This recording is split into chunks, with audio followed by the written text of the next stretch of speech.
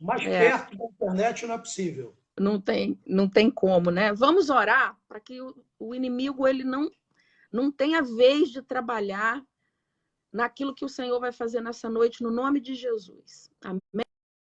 E entregar este momento ao Senhor.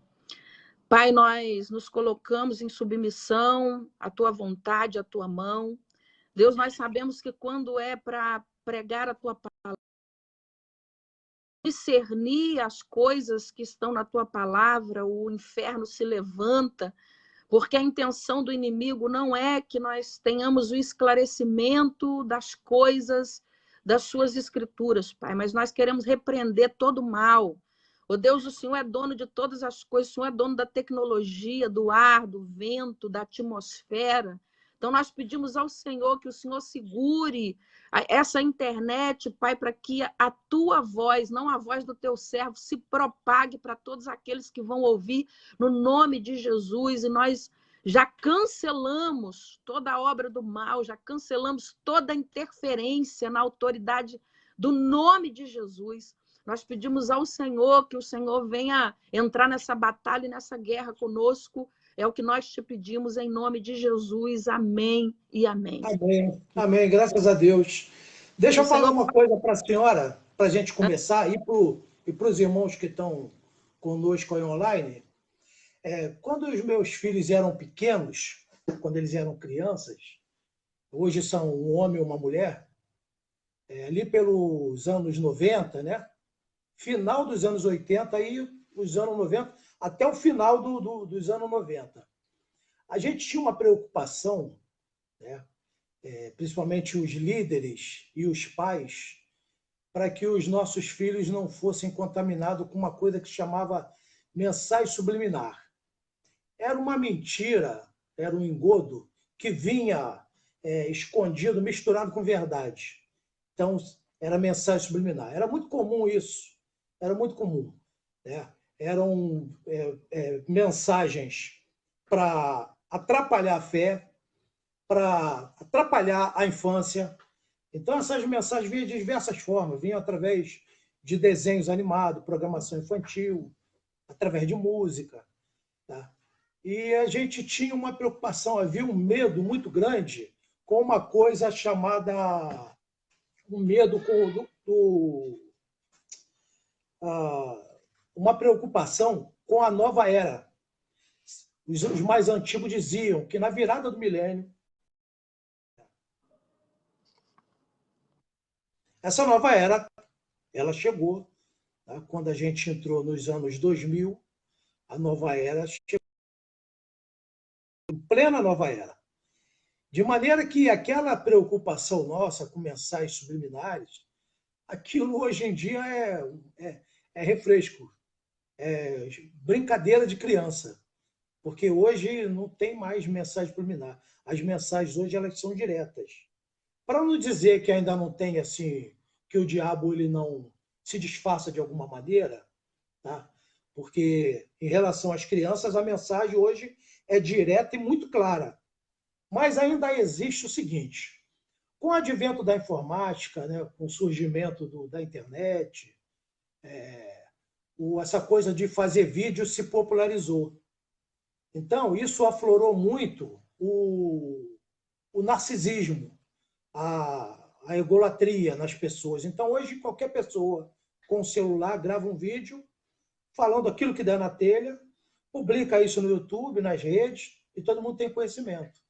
Então, a gente verifica aí que existe pelo menos dois grupos aí fazendo sucesso, enganando as pessoas. Um que não tem mais a mensagem subliminar. Então, nessa época, nos anos 90 e o final dos anos 80, a gente tinha muita preocupação com uma coisa chamada satanistas. Os satanistas eles entravam na igreja e, de maneira assim disfarçada, tá? Eles iam contaminando, eles iam minando a fé de algumas pessoas e atrapalhando o desenvolvimento da igreja. Então, hoje, a gente não tem mais essa atividade, eles não agem mais dessa forma. Como que eles agem? No YouTube, nas redes sociais, gravando vídeo, travestido de líder evangélico. A maioria deles dizem que são pastores, que são teólogos, e eles falam como se fosse crente, disseminando o engano, a mentira, distorcendo as escrituras, transtornando o conhecimento, a verdade, e dizendo que são teólogos, que são pastores. Existe esse grupo. O outro grupo é aquelas pessoas que eu falei inicialmente, que foram fisgadas pela mosquinha azul, né? O ego, o narcisismo, então elas querem gravar vídeo e falam do que não sabem. Muitas dessas pessoas escutam um pouquinho daqui, com um pouquinho dali, com um pouquinho de acolá, tira a sua própria conclusão e grava vídeo também. De maneira que hoje você encontra aí na internet todo tipo de assunto, com todo tipo de ponto de vista, e que se cumpre o que a Bíblia está escrito, né? Há muitas vozes no mundo. E aí a gente fica sem saber em que acreditar, no que acreditar. Mas o fato é que a palavra de Deus está firmada onde? No céu.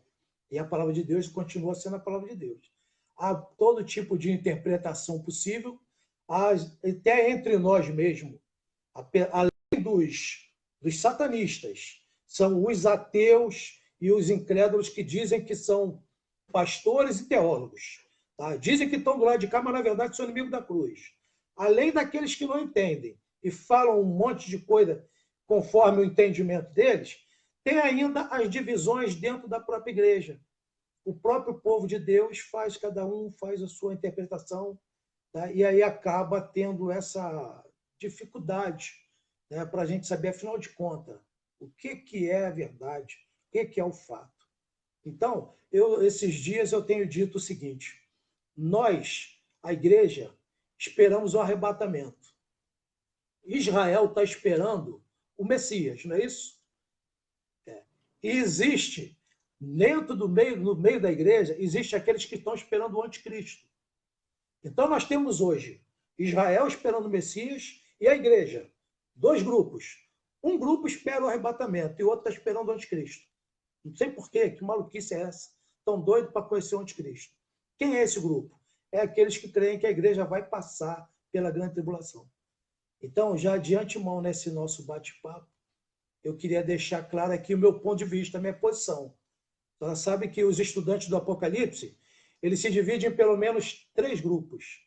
Existe os pré, os meso e os pós.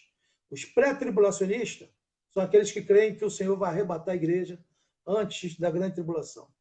Existem aqueles que entendem que a igreja será arrebatada no meio da tribulação, porque a tribulação está dividida em 2 etapas. São 7 anos, dividida em 3 anos e meio e 3 anos e meio.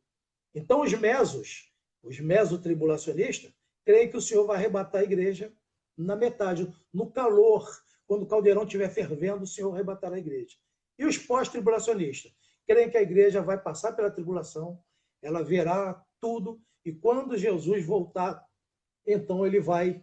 quer dizer, fica um pouco assim, meio sem nexo, porque me parece que se a igreja passar pela grande tribulação, ao fim da tribulação, a gente sabe que Jesus volta. Vai arrebatar a igreja para quê, né? Porque se ele já está vindo para iniciar o milênio, eu não vejo muito propósito em arrebatamento, o chamado pós-tribulação. Então, meu ponto de vista é que a igreja será livrada, a igreja será poupada da grande tribulação. Amém. Então, eu quero agradecer uma vez mais, né, do senhor estar aqui conosco, esclarecendo, tirando as dúvidas. Realmente, eu me preocupo muito com o conhecimento da igreja, a igreja que eu digo, a membresia da Sarça que Arde, né, a qual eu sou pastora. Eu me preocupo muito deles terem o conhecimento da palavra, eu não abro mão disso, e estou sempre buscando trazer esse entendimento e esse conhecimento para a igreja, né? E as dúvidas a respeito de Apocalipse, dentro de tudo que a gente tem vivido agora, elas são muitas. E também a demanda de informação tem sido muito grande. As pessoas me mandam para eu analisar, para ver se está certo, se está correto, se aquilo existe. Eu confesso que eu não tenho dado conta de tantas coisas. Mas a gente...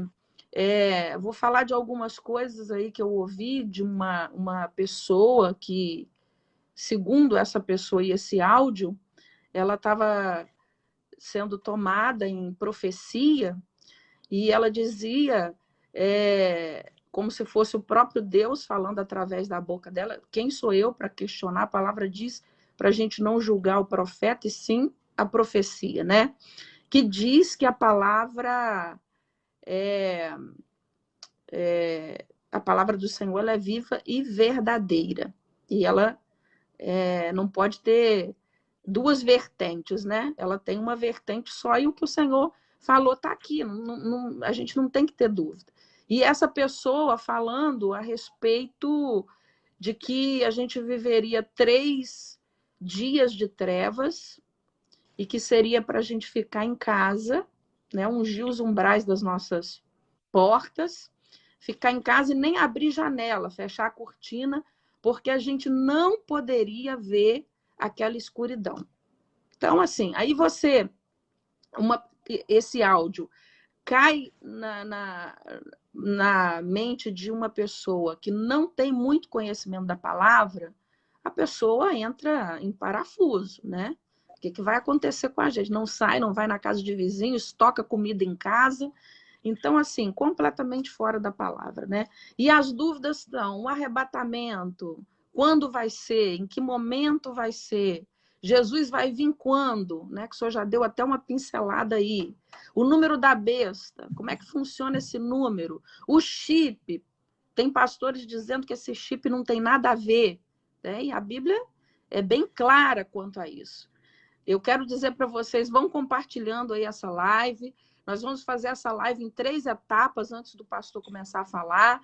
Essa é a primeira sexta-feira, vamos fazer mais 2 sextas-feiras, porque não tem condição dele falar tudo, é muita coisa, mas a gente vai tentar esclarecer o máximo para vocês. Quem tiver dúvida, pode ir falando, eu vou anotando aqui, na medida que o pastor for falando, a gente vai tirando as dúvidas de vocês no momento certo. Outra coisa, pastor, as 7 semanas de Daniel, muitas pessoas não entendem onde a gente está nessas 7 semanas, como é que isso funciona. Então, nós queríamos que o senhor desse Então, falasse para nós a respeito disso.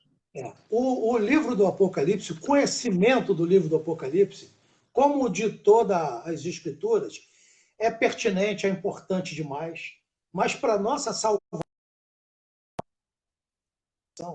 é conhecer a Deus e a Jesus Cristo a quem ele enviou.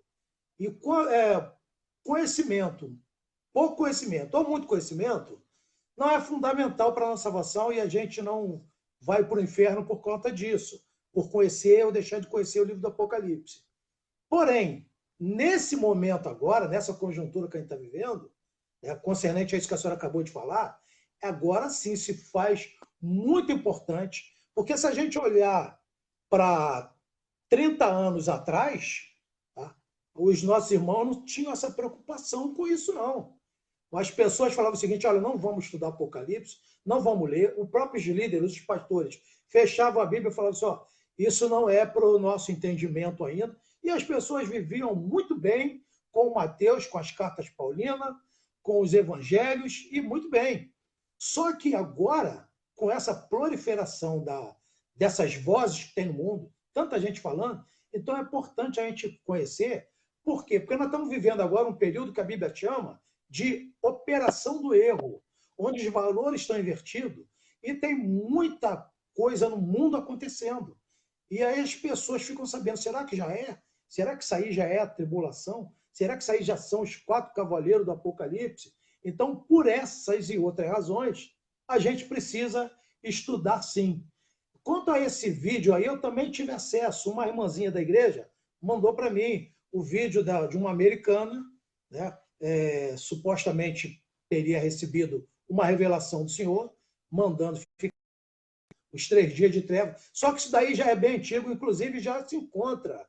A gente pode procurar lá no YouTube, sabe?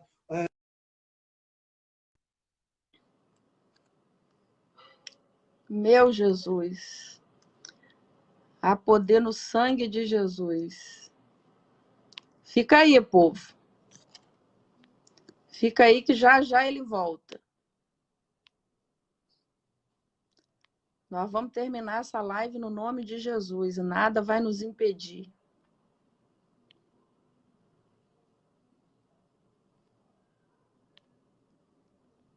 Aguarda aí que já já o pastor volta.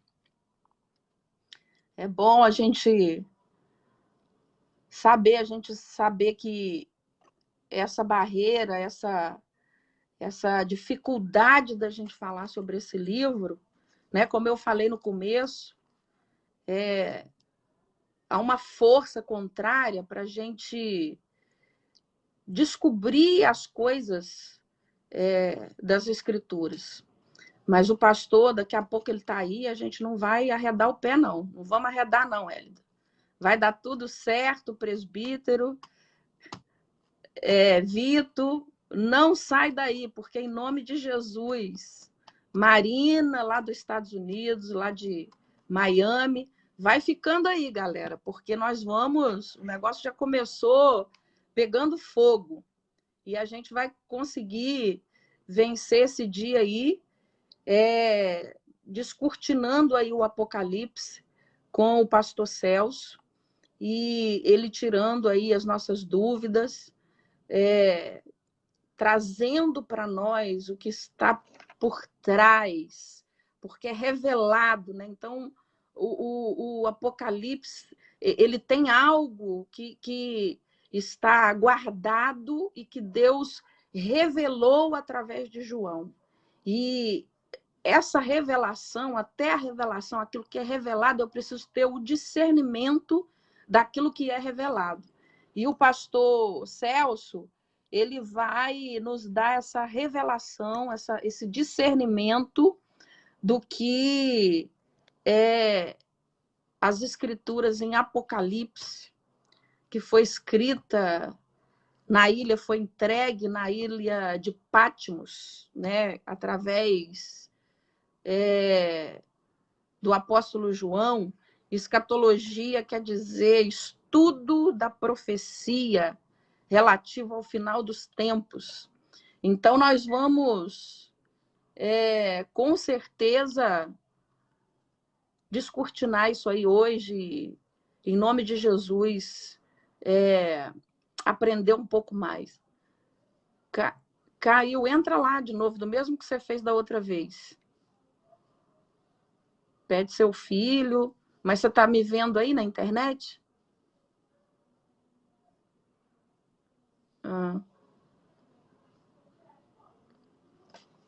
Não, mas eu entra aí, que eu tô ao vivo, então você vai... O vídeo não saiu, então você entra nesse que tá aí. Vai ficando aí, povo, vai ficando aí. Não diz, o pessoal tá aqui, ninguém vai desistir.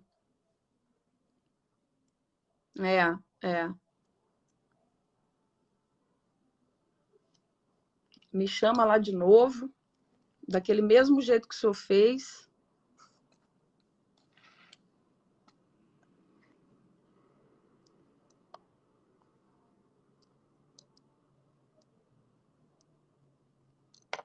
E vai dar tudo certo no nome de Jesus.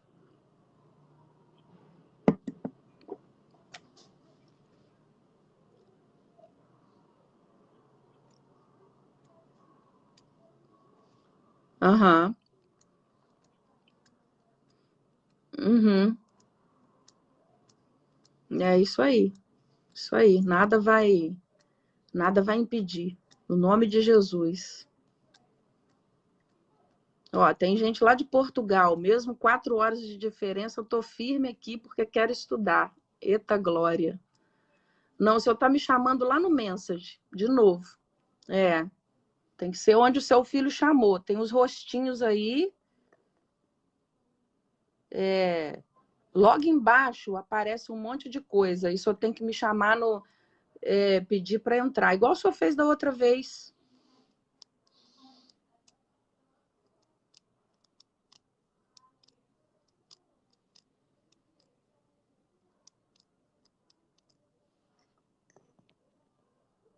Vai ficando aí, povo. O que aparece na barra do seu telefone?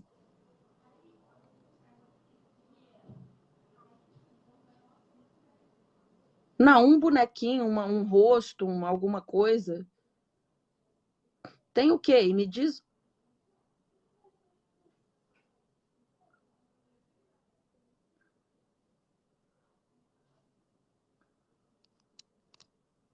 Mas você não está me vendo no vídeo? O senhor não está me vendo no vídeo? Então você está sem internet. Meu Deus.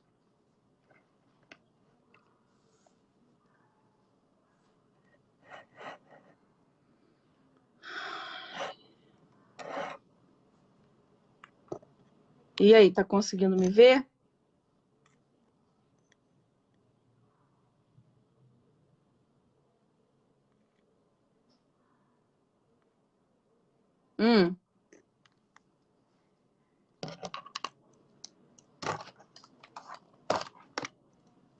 Não, mas aí eu não preciso anotar. É só você. Então, me adiciona aí. É só você me chamar que eu vou te adicionar. Você tá no Face?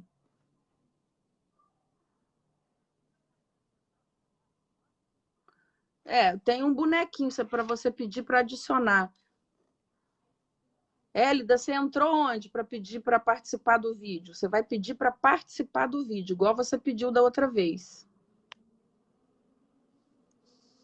Pera, eu acho que você pediu aqui. Pera aí, não. Tá um monte de gente pedindo para adicionar e você ainda não me pediu.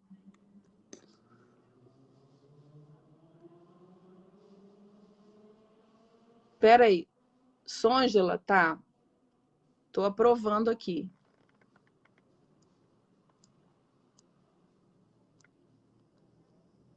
Não entrou ainda, pera aí.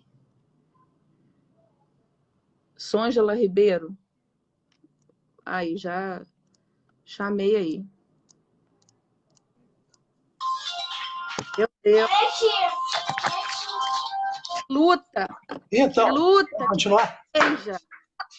Continua aí, pastor. Sexta-feira que vem a gente arruma, vai dar outra solução para isso. Está me ouvindo bem? Tô, pode continuar. Está ouvindo?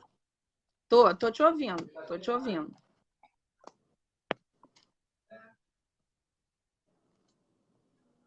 Pode falar. É a internet mesmo. Essa internet não está muito evangélica, não. Uhum. Pode ir falando, o pessoal está aí entrando.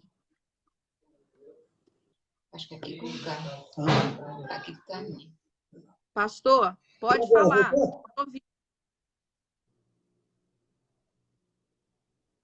Hélida, é isso aí, é muita batalha, mas nós vamos vencer no nome de Jesus. Oi, pastor, tá me ouvindo? As pessoas estão olhando. Mas eu acho que ela não está me vendo. Eu tô te vendo, tô te vendo. Tá normal agora? Tudo normal. O som, a voz está ininterrupta ou está cortando? Tá ótimo. Então, irmão, vamos lá.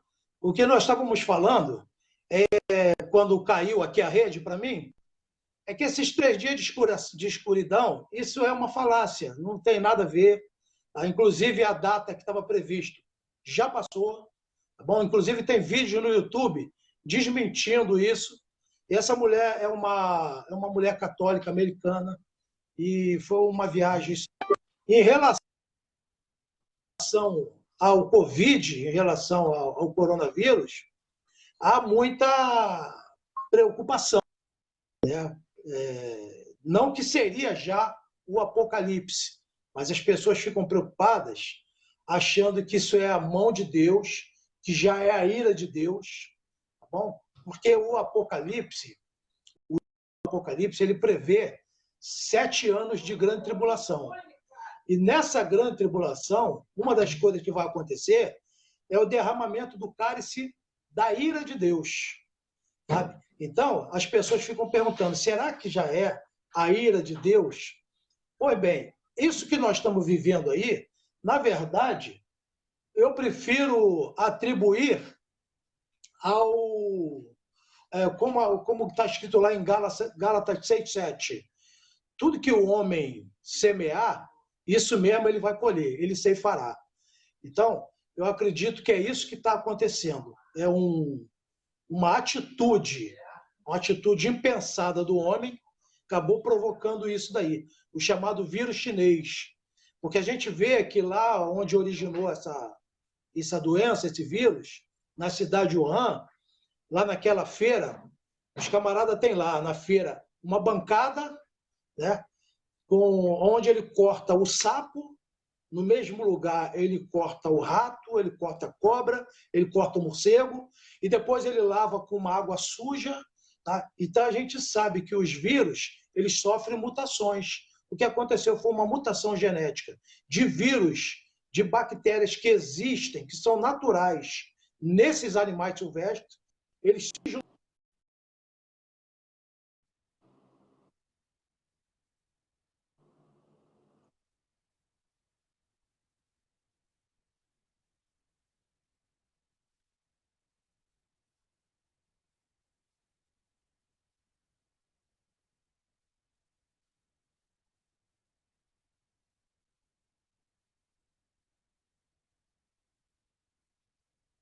Tô. Deixa eu falar uma coisa. Tô. Deixa eu falar uma coisinha. Estamos ouvindo. Ouvindo, né? Dentro disso aí, a palavra vai dizer em Mateus 24, 25, estão dizendo aqui que está sem som. Quem está sem som? Eu ou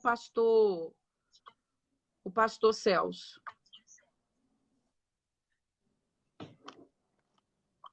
Agora voltou. Dentro do que o senhor está falando aí, Mateus 25, né, 24, que vai falar ali da tribulação, o princípio das dores, né? O Senhor vai falar assim, vocês vão ver guerras, nação contra nação, reino contra reino. Ainda não é o fim. Dentro disso que o Senhor falou, isso tudo que o mundo está vivendo é uma vontade permissiva de Deus. Porque eu sempre falo, tem a vontade absoluta, soberana, que ninguém muda, e a vontade permissiva, porque Deus pode tudo. E por conta da misericórdia, que nós não somos consumidos. A palavra também diz isso. Então, o Senhor permitiu. O Salmo, o livro de Salmo vai dizer assim, o homem cavou a cova e ele mesmo caiu nela. Porque o homem vai fazendo as coisas pela sua própria vontade, depois quer colocar na conta de Deus. Colocar na conta de Deus, sim, porque Deus permite, porque ele pode evitar o caos, ele pode evitar o mal, ele pode evitar tudo que ele quiser. Mas ele permite que o homem vá para o caminho que ele mesmo trilhou e que ele caia na cova que ele mesmo abriu. Amém? E todas as vezes que o homem faz essas coisas, todas as vezes não. Algumas ou a maioria das vezes acaba sobrando para terceiros. O homem planta, ele semeia, ele cava a cova e não é ele que cai sozinho. Ele acaba gerando dificuldade na vida de terceiros.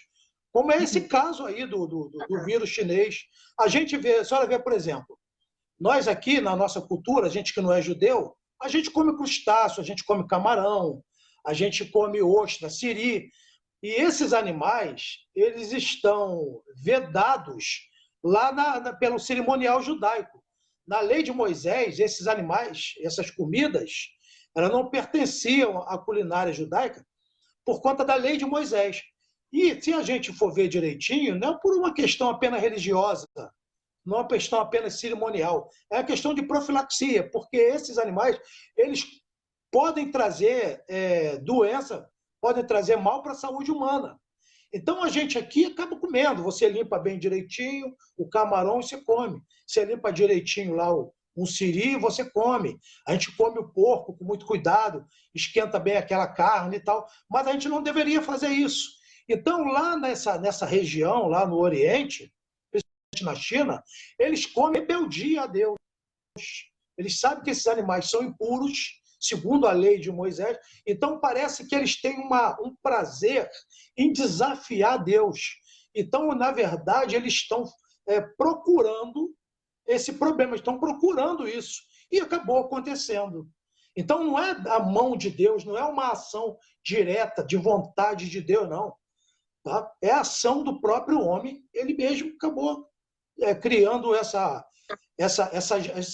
mutação genética dos vírus que já tem no corpo do animal. Pois bem, a senhora quer falar sobre as 70 semanas de Daniel? Quer que a gente entre nesse assunto? Não, o senhor pode falar, pode entrar. O arrebatamento, o senhor já deu uma descortinada aí, né? Ou tem mais alguma coisa para falar? Que eu acho bom a gente frisar muito bem nessa questão do arrebatamento. A igreja vai ficar, a igreja não vai, princípio das dores, em que momento, o que está acontecendo. Vamos ressaltar isso aí mais um pouco, né, para tirar toda a dúvida. Eu anotei umas coisas aqui, mas depois eu vou falando aí ao longo do que o senhor for falando, eu vou entrando na questão aí. Então, a gente aqui em casa, nós estamos libertos há mais de 30 anos que a gente está liberto de novela. A gente não vê novela de jeito nenhum. Uhum. Mas agora, nessa pandemia aí, porque está passando a novela Jesus, a gente está vendo novela novamente. Nós estamos vendo novela Jesus e novela Apocalipse. E na semana passada, na novela Apocalipse, aconteceu o arrebatamento da igreja. Não sei se a senhora está vendo, alguns dos irmãos aí provavelmente estão assistindo também. Aí nós vimos lá o caso do arrebatamento de crianças. É um ponto muito polêmico nesse assunto. Isso divide a opinião das pessoas, inclusive causa tristeza em muitos irmãos. Porque na novela e na visão de algumas pessoas, as crianças seriam arrebatadas também no momento do arrebatamento. Contudo, o arrebatamento ele é exclusivo para a igreja. O arrebatamento para a igreja. Quem que é a igreja? De uma maneira assim, bem coloquial, bem simplória, igreja são todos aqueles que um dia levantaram a mão e aceitaram a Jesus como Salvador, como seu Redentor. Aquelas pessoas que um dia ou levantaram os olhos, olharam aquele homem preso na cruz, o inocente, entenderam que quem era para estar na cruz lá era ele. Então ele se arrepende de seus pecados e entrega a vida para Jesus. Todos esses são igreja. Independente se essa semana ele cometeu um erro, ele falou algo que não deveria falar, ele olhou para onde não deveria olhar, não é isso que vai definir o arrebatamento. O que vai definir o arrebatamento é se você é igreja, se você um dia aceitou o sacrifício de Jesus no teu lugar, aquele sacrifício substitutivo, morrendo pelo teu pecado. Pois bem, se você é um desses, então você será arrebatado quando a trombeta toar. Quando a trombeta soar, Jesus chamar a sua noiva, você irá junto, tá bom? Então não tem razão para a gente entender que no momento do arrebatamento, os berçários nas maternidades vão ficar vazios. Não tem motivo para a gente entender que todas as crianças do mundo serão arrebatadas junto com a igreja. Não tem razão para a gente entender isso. Até porque, Mateus 24, que a senhora citou agora há pouco, me parece que no versículo 16 ou 17 ou 18, vai dizer o seguinte: ai das grávidas, ai das que amamentarem. Por que ai das grávidas e das que amamentarem? Porque haverá crianças aqui e a dificuldade vai ser grande. Então não há razão para a gente entender que as crianças serão arrebatadas. As crianças que serão arrebatadas serão dois casos. Aquelas crianças que estão ainda na idade da inocência, cuja mãe está sendo arrebatada. Bom, se a mãe de uma criança, na idade da inocência, é como se tivesse um cordão umbilical espiritual, por assim dizer, unindo a criança na inocência com a sua mãe. Então, se a mãe é crente, ela está indo, e essa criança é inocente, é ingênua, e isso a gente não pode definir com faixa etária, porque isso varia de criança para criança. Tem criança com 5 anos hoje que já se entende por gente. Enquanto que tem criança mais velha que é totalmente pura e ingênua. Então, uma criança dessa, cuja mãe está sendo arrebatada, ela será arrebatada também. Agora, as crianças que a mãe não está sendo arrebatada não tem por que ir. Então, esse é um caso. Outro caso é aquela criança que, apesar de ser criança, ela já tem entendimento, ela já aceitou Jesus. Tem muitas crianças que aceitam Jesus, muitas pessoas que aceitam Jesus ainda na infância. Elas conseguem compreender e elas fazem as suas orações e no seu coração aceitam Jesus. Essas crianças também serão arrebatadas. Inclusive, eu creio, eu sou capaz de ousar, imaginar uma mulher grávida, no momento do arrebatamento, o feto no seu ventre deixa de ser feto e ele recebe um corpo glorificado. Porque Jesus falou que o espírito está pronto. Então, uma criança, um feto no ventre da mãe, ele já tem o espírito, obviamente, ele já é completo, espírito, alma e corpo. Ele está na primeira fase da vida humana, ele ainda não é uma criança, ele ainda é um feto, mas ele já é um ser com espírito, alma. E no momento que a mãe estiver sendo arrebatada, uma mulher grávida, assim como a mãe, eu, a senhora e toda a igreja, seremos revestidos de glória, ou seja, receberemos um outro corpo, um corpo glorioso, esse feto também. Então, eu creio dessa forma. Eu não entendo que as crianças todas serão arrebatadas, mas eu entendo, preste atenção nisso, pastora, e os irmãos que estão ouvindo a gente, eu entendo que todos os crentes serão arrebatados, todos. Quem é o crente que não será arrebatado? Eu creio que é aquele crente que está vivendo de maneira contumaz no pecado, porque o pecado não impede o crente de ser arrebatado. Agora, o pecado, quanto mais, aquela pessoa que já não está mais fazendo caso, tá? Porque a Bíblia diz que a gente peca o tempo todo, e são 4 formas de se pecar. É por pensamentos, por palavras, por ações e omissões. Então, essas 4 possibilidades, elas pegam a gente em algum momento, não tem como. Não há ninguém que não peque, todos pecamos. Porém, o diferencial dos que serão arrebatados para os que ficarão é que aqueles que é o fato de você se arrepender, de você entender que você é pecador e que você precisa da graça do Senhor todo dia, porque as misericórdias do Senhor se renovam a cada manhã. Eu, para fazer assim se me permitem, fazer uma regrazinha, assim, bem básica, eu diria o seguinte: quem é que vai ser arrebatado? Todos aqueles que estão tomando a Santa Ceia. Não estou dizendo, nesse caso agora, nosso específico, nessa conjuntura, onde algumas igrejas não estão podendo fazer o cerimonial da Santa Ceia por conta da distância. Mas todos aqueles que estão em condição de tomar ceia, porque como é que a gente toma ceia? A gente entende que o que nos dignifica para tomar ceia é o sangue de Jesus.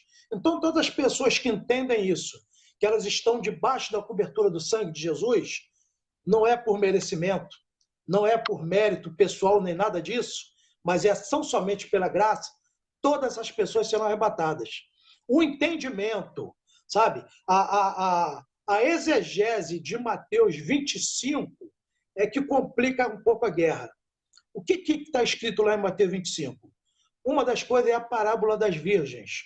É muito comum as pessoas, a gente verem líderes e teólogos técnicos da Bíblia e fazer a interpretação equivocada da parábola das 10 virgens.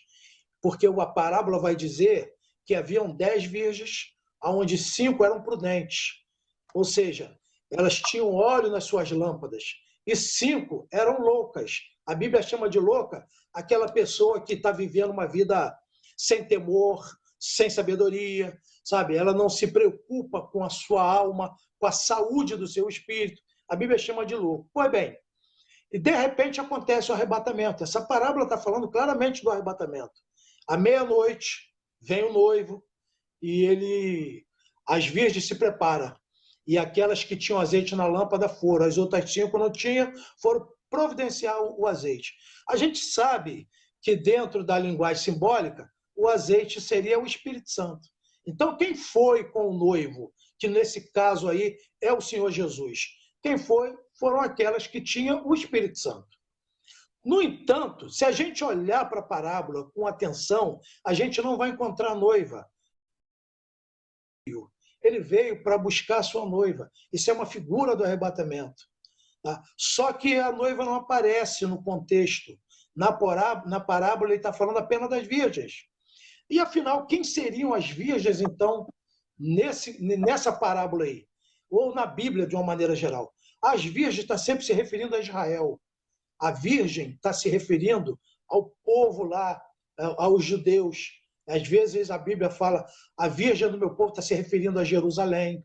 Então, é o Israel nacional. É o Israel nacional que essa parábola está aludindo. Não é a igreja.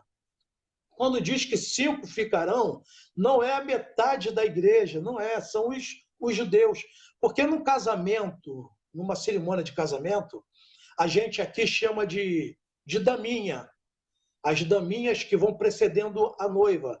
Mas lá na cultura do Oriente, eles chamam de virgem. As virgens que estão ladeando ou precedendo a noiva. Então, não é uma parte da igreja que fica deixado para trás.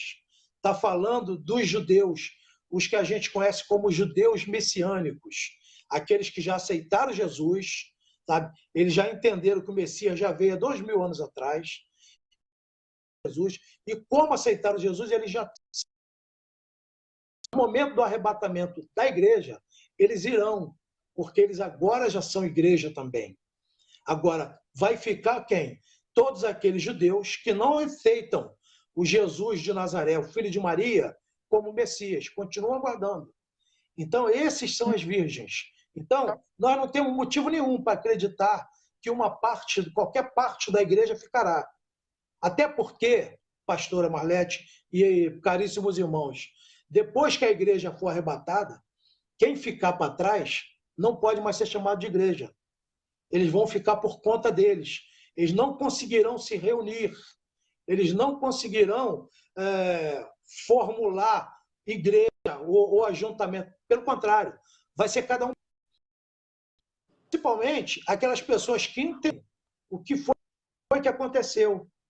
Que elas têm conhecimento já da Bíblia, elas vão perceber, vão discernir que o arrebatamento aconteceu. E aí o que vai acontecer? Elas vão tentar sobreviver sem a marca da besta. O que vai ser muito difícil. Então, porque sem a marca da besta... Pode falar. Então, pastor, dentro disso aí que o senhor está falando, né, do arrebatamento, a palavra ela também tem vários indicativos, né? Sem santificação ninguém verá Deus, né? O salário do pecado é a morte. Então a gente vê que tem muitas pessoas que só reconheceram Jesus, não aceitaram verdadeiramente Jesus como seu Senhor e Salvador. Porque quando a gente vai para a narrativa bíblica, quando fala de Senhor, o Senhor que fala ali do Senhor e do servo, o servo, ele obedece ao seu Senhor. Então, uma pessoa que está vivendo na casa do Senhor, vivendo ali, teoricamente, dentro da palavra, né? Porque está indo à igreja, né? E frequentar a igreja não quer dizer que você vai ser salvo, né? Você só está indo ali por uma tradição, uma doutrina, vamos dizer assim, isso não, por si só não traz salvação. Então, realmente, essas pessoas que vão ficar, elas não podem ter sido chamadas de igreja porque elas não reconheceram Jesus como seu Senhor e Salvador. Ou foram para a igreja por causa de medo, muita gente está lá por causa do medo do inferno, não porque elas creem que Jesus é o caminho, a verdade e a vida, não porque elas receberam Jesus como seu Senhor e Salvador. Porque quando eu recebo Jesus como meu Senhor e Salvador, o que acontece? Eu ando na contramão do mundo. E o que a gente vê hoje, partindo até do que o senhor falou aí, de muitos pastores pregando heresia, né? Satanistas agora indo, não fazendo mais escondido, mas indo para a internet e fazendo as coisas às claras, né? E enganando a muitos, a gente parte do princípio que essas pessoas que não reconhecem Jesus como seu Senhor, porque quando eu reconheço uma pessoa como Senhor, eu obedeço. Quando eu reconheço uma pessoa como meu Senhor, eu me submeto. E o que a gente vê hoje é muitas pessoas não se submetendo ao Senhor. Por isso que ele diz, em teu nome eu expulsei demônio, em teu nome eu em teu nome, eu fiz aquilo. Aparta-te de mim, que eu não vos conheço. Então, tem muita gente achando que a igreja não é a igreja e vai ficar aí para esse tempo de tribulação. E aí, o que o senhor acha disso? Não, é perfeito, é exatamente isso. Dentro da igreja, ou seja, dentro do edifício, do templo, existe a igreja. E existe essas pessoas também. Tá? A igreja verdadeira, a igreja invisível, essa subirá. E aí quem é que sabe? Só o Espírito Santo e a própria pessoa. A gente não pode, não tem como definir. Agora, essas pessoas, elas saberão, tá? Ou seja, o mundo saberá que essas pessoas não eram a igreja, é nesse momento. Só nesse momento. Quando a igreja for arrebatada, é que elas vão entender que a ficha vai cair. Agora, o que eu gosto de afirmar, e até uma questão polêmica, que não é outra razão, senão o próprio livre-arbítrio que impede a pessoa de ir no arrebatamento. É o próprio livre-arbítrio. Porque se a gente estabelecer aqui 4 pontos, a gente vai ver o seguinte: não é o pecado que impede a pessoa de ser salva, de ir para o arrebatamento e viver a vida eterna. Porque foi exatamente por causa do pecado que Jesus veio, morreu numa cruz. Então, a questão do pecado está resolvida. No Antigo Testamento, estava escrito: o vosso pecado faz separação entre vós e o vosso Deus. Jesus veio e reconciliou o pecador na cruz do Calvário através de seu sangue naquele madeiro maldito. Então, é o que eu falei anteriormente. A pessoa não pode viver uma vida de pecado quanto mais. Então, o pecado está resolvido, foi por isso que Jesus morreu. Ele não precisava ter morrido se não fosse pelo meu pecado. Segundo, o diabo não pode se interpor e impedir. Não, isso aqui não vai não, eu vou impedir a salvação, o arrebatamento dele. Não pode. Ele mesmo falou: da minha mão ninguém tira. Então, ele também não desiste de nós. Ele falou: não desiste de você. Aquele que meu pai me deu está na palma da minha mão. E da minha mão ninguém arrebata. Tem um 4º ponto. O quê? O livre-arbítrio. Por conta, às vezes, desse entendimento, infelizmente, de que a salvação é pela graça e não depende de mérito nenhum, a pessoa acaba comprometendo a própria fé. É pela graça, mas através da fé. E o que é fé? Fé são as atitudes do ser humano que demonstram que ele crê nisso, que ele aceita o sacrifício remidor, que ele aceita esse senhorio de que a senhora falou agora há pouco. Então, às vezes a pessoa ela está contemplada nesses 4 primeiros aspectos: o pecado não separa, o diabo não interpõe, Jesus não desiste. Mas na questão do livre-arbítrio, ela faz tudo diferente. Ela fala uma coisa, ela tem um discurso, ela vai à igreja, ela é uma religiosa, sem compromisso com a verdade, sem compromisso com a palavra de Deus. Então, quer dizer, a gente só vai entender isso na hora do arrebatamento. Mas eu não entendo que aquele crente fiel, aquele crente temente a Deus, vá ficar para trás por qualquer razão. Não aceito isso. Tá bom? É porque, né, a pessoa não vai ficar não vai estar ali na igreja à toa, né, fazendo sacrifício de tolo, né? Se você está buscando ao Senhor, é para que você um dia vá encontrar com o seu noivo, se arrepender dos seus pecados, porque hoje se prega tanto sobre prosperidade e sobre essa graça, né, que é favor imerecido. A graça, eu entendo dessa forma: a graça tem a ver com a salvação. Você não pagou nada, não teve que usar nada seu por conta da graça, da salvação, mas é favor imerecido. A graça diz isso, né, que é o favor imerecido.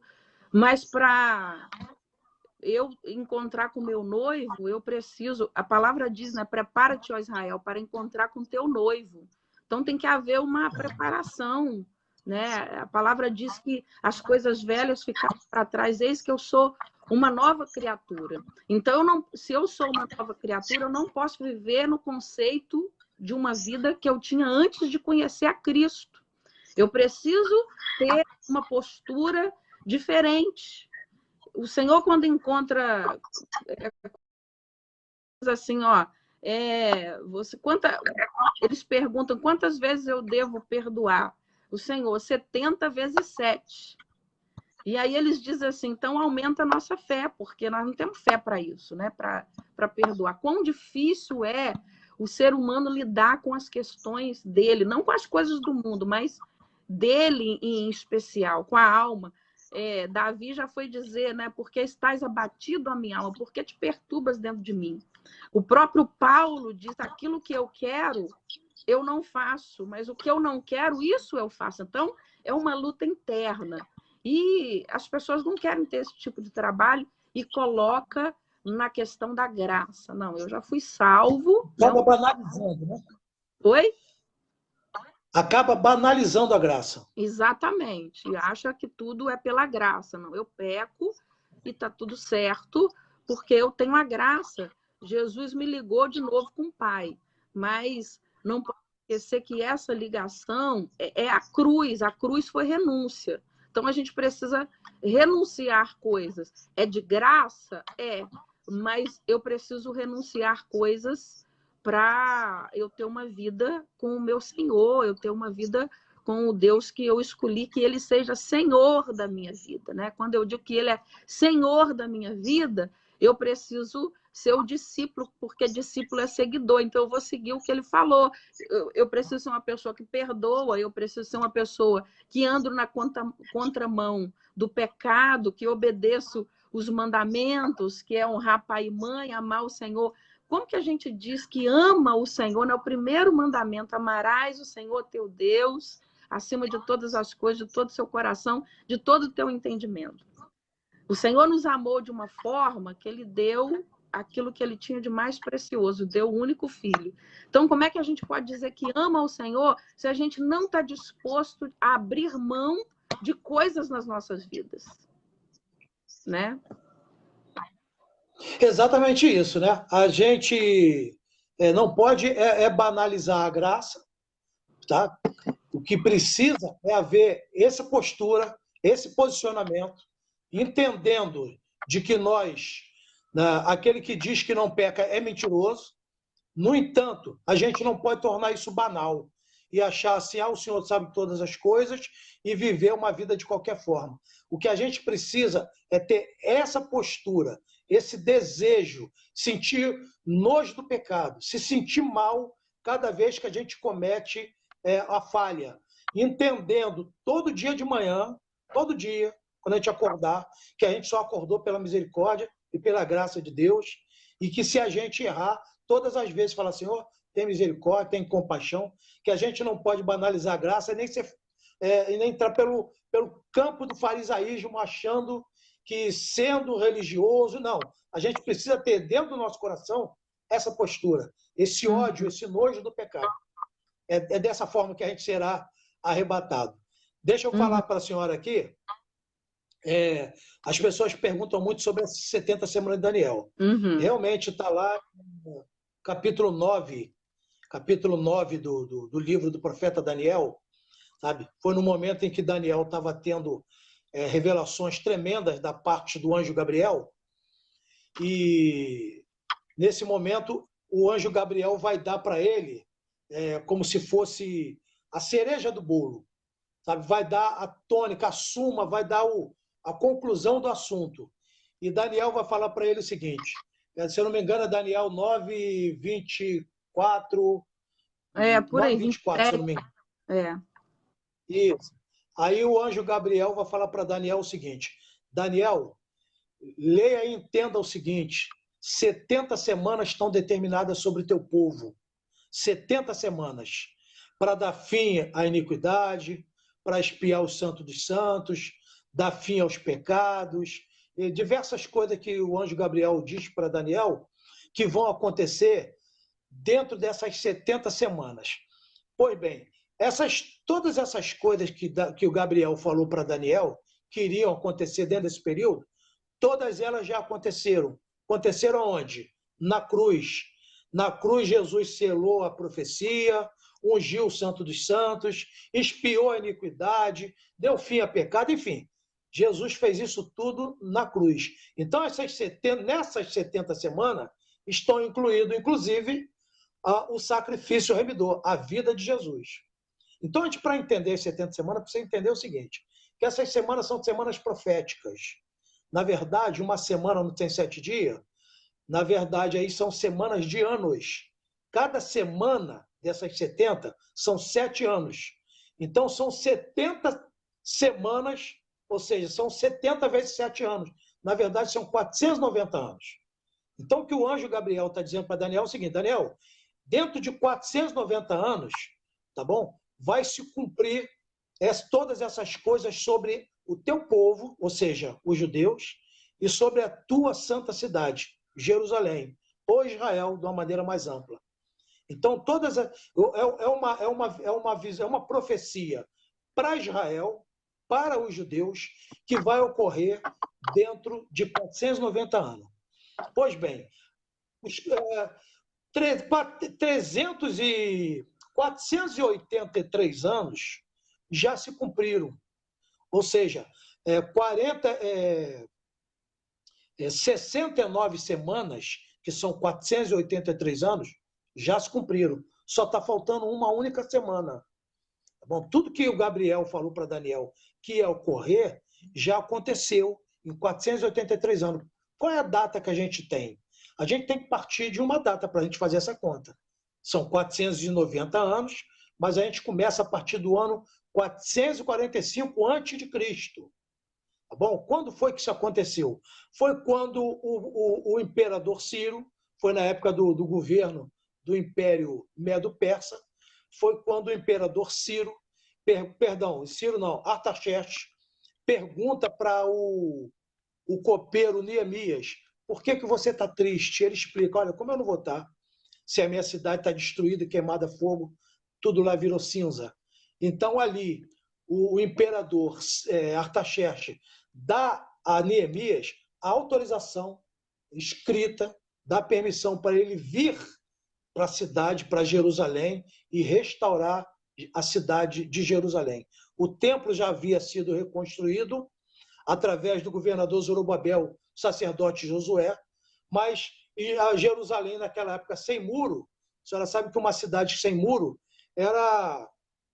todo mundo fazia o que queria ali, né?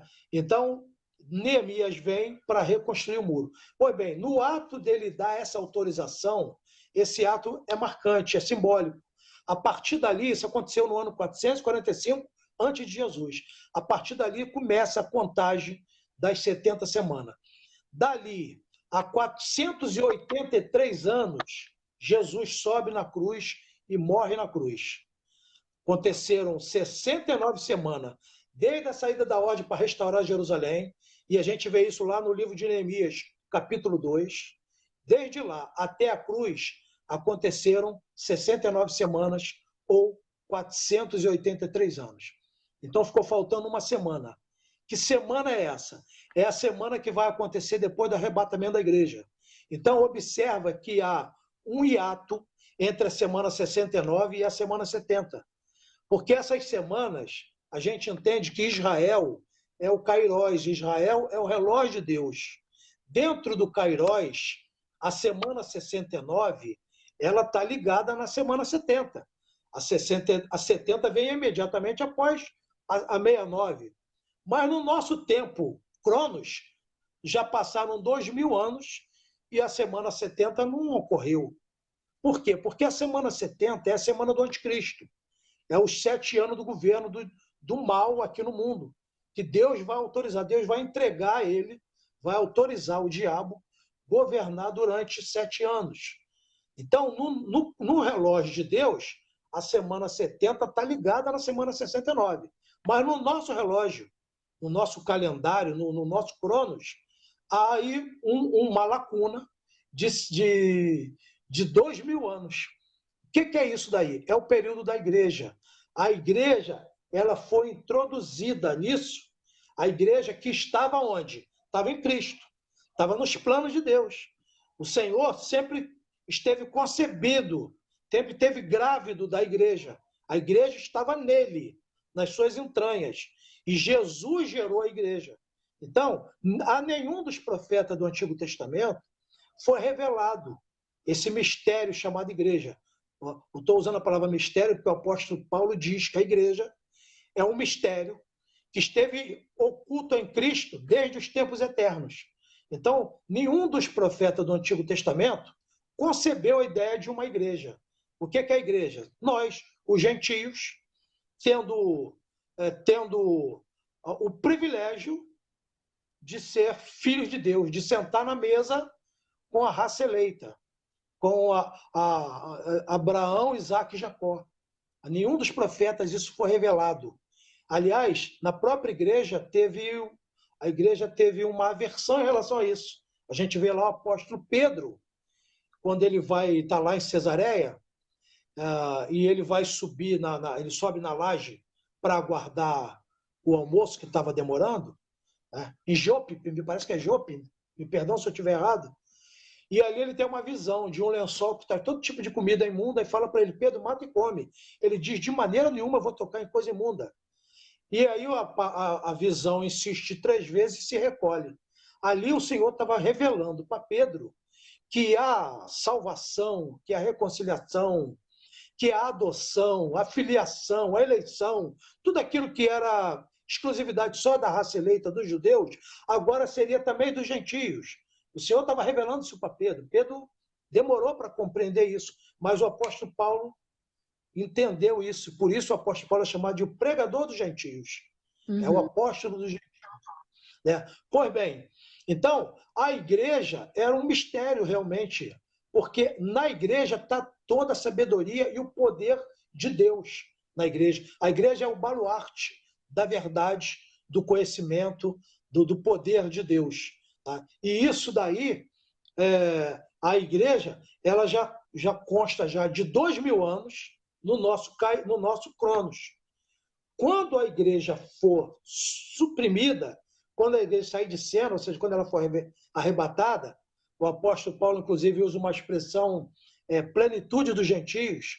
Quando acontecer a plenitude dos gentios, então o relógio, o kairós de Deus que está parado, o kairós volta a andar novamente e vai se cumprir a semana 70. Então, 69 semanas se cumpriram da cruz para trás, até aquele edito do rei, do imperador, para Neemias reconstruir os muros, já se cumpriram 69 semanas, uma semana falta se cumprir, que é a semana do anticristo. E nós, graças a Deus, não viveremos essa semana 70, porque nós, nesse momento, nós estaremos nas bodas do Cordeiro. São 7 anos aqui a terra fervendo, pegando fogo, e a gente lá na festa de casamento, junto com o nosso noivo. Amém. Isso quer ser tanto semana, Daniel. Amém. 1 Coríntios 3 vai falar ali das obras, né? No verso 12 diz assim, se alguém sobre este fundamento formar um edifício de ouro, prata, pedras preciosas, madeira, feno e palha, a obra de cada um se manifestará na verdade, o dia a declarar, porque pelo fogo será descoberta e o fogo provará qual seja a obra de cada um. Isso aí está ligado ao galardão, né? Aquilo que cada um vai receber. Quando a igreja for arrebatada, vai ser, eu creio que vai ser colocada assim numa mesa, né? Vem cá, Marlete, vamos colocar aqui todas as obras que você fez. Vamos ver as obras que valem ouro, as obras que valem prata, as obras que valem pedras preciosas, que valem madeira, e vai ser consumida pelo fogo. E aí vai ter a ver com galardão. Eu queria que você falasse um pouquinho sobre isso. Pois bem, o galardão, a palavra galardão significa prêmio, né? Ou recompensa. Longe de ser salário ou pagamento, não é isso. Porque salário e pagamento é aquilo que você conquista, você faz jus. Já o galardão é uma recompensa pelo trabalho que é feito, como diz lá 1 Coríntios 15, verso 58. Seja sempre firme e abundante na obra do Senhor, sabendo que o vosso trabalho não é vão no Senhor. Por que o trabalho não é vão? Porque o trabalho é galardoado. Então, a salvação, ela é totalmente pela graça, né? Agora, o galardão, a gente tem que se esforçar, tem que suar a camisa. para conquistar o galardão. E o galardão, o que vai ser convertido em galardão, é como se o Senhor fizesse um câmbio. Ele pegasse todas as nossas obras, como a senhora falou aí, e fosse cambiando em prêmio, em galardão. Tá bom? Então, há muita coisa que a gente faz, que as pessoas fazem, fizeram, farão, que, na verdade, quando chegar na hora lá, não vale nada. São obras comparadas à palha. Então, não tem valor de galardão. O que vai valer é aquelas obras que são a nível de ouro, de prata. E se a gente olhar para essas pedras, para esses minerais, a gente vai ver que o ouro fala de quê? De nobreza. O ouro é uma pedra nobre, é uma pedra que tem valor. Né? Então, eu me permito imaginar que isso aí está falando não do tamanho da obra, mas da sinceridade, da nobreza com que aquela obra é feita. Porque é possível que uma pessoa faça uma obra muito grande, chame muita atenção, e, no entanto, para o Senhor aquilo não significa nada, sabe por causa de quê? Porque o texto está dizendo que vai ser tudo passado pelo fogo. Que fogo é esse? É os olhos como chama de fogo. Ele, quando olha a gente, ele não vê a aparência, ele não vê o de gravata, a senhora com a perna sem raspar, sem usar maquiagem, ele não vê isso, ele olha onde? Ele olha o coração. Então, os olhos, como chama de fogo, ele vai olhar cada obra que a gente está fazendo lá no coração.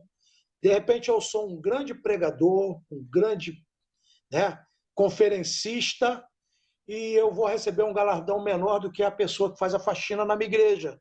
Porque o meu coração a minha motivação pode não agradar o Senhor, mas a motivação daquela pessoa que está limpando a casa de Deus pode ser uma motivação mais nobre, mais sincera, ou seja, a nível de ouro.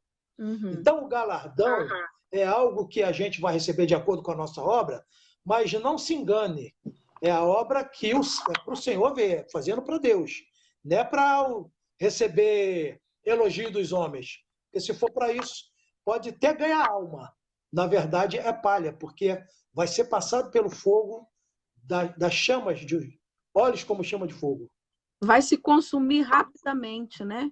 Porque Rapidamente. o ouro E eu entendo. está ligado a uma coisa muito firme, muito sólida também. Muito precioso e muito sólido.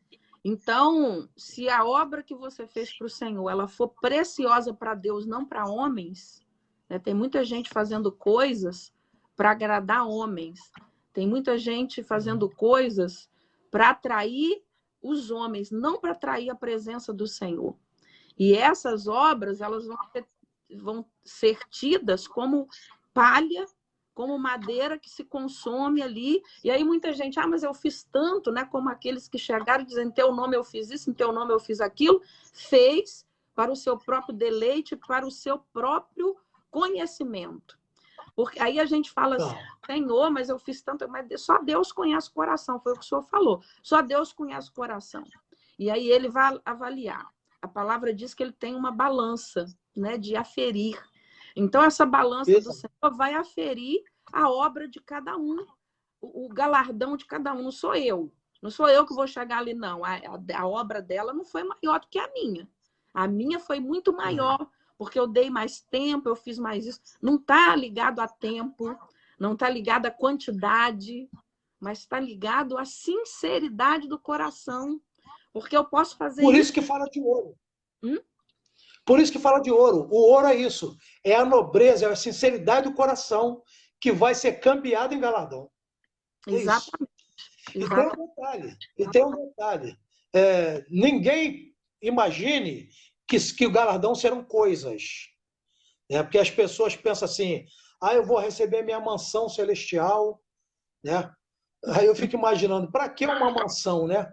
Aí, o que é uma mansão com 16 quartos, com 29 banheiros, para morar com quem? Né? Lá ninguém casa. Lá a gente não precisa de... Porque a casa, mansão aqui, tem a ver com essa coisa do abrigo. O que é casa? Casa é um local onde eu me abrigo. Onde eu venho da rua, tem um local para dormir, um local de descanso. Só que na nova vida, lá na glória, ninguém se cansa, não se dorme, não se casa.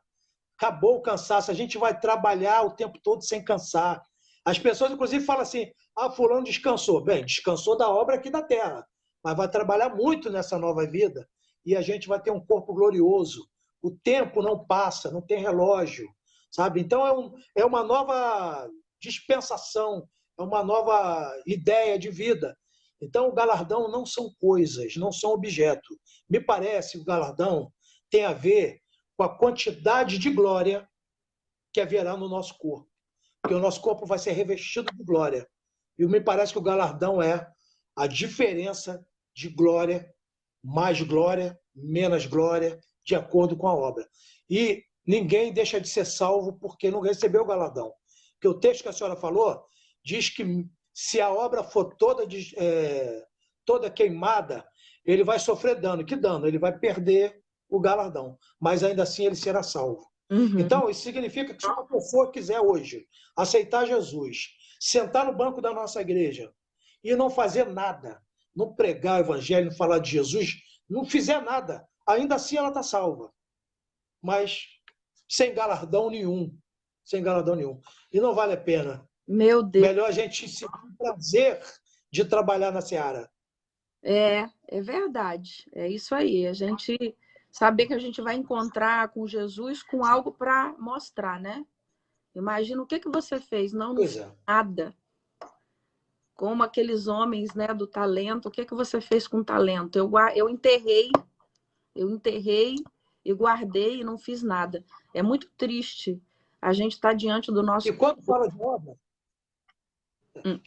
de obra, a gente tem que entender que a obra tem a ver com amar, tem a ver com perdoar, tem a ver com pedir perdão.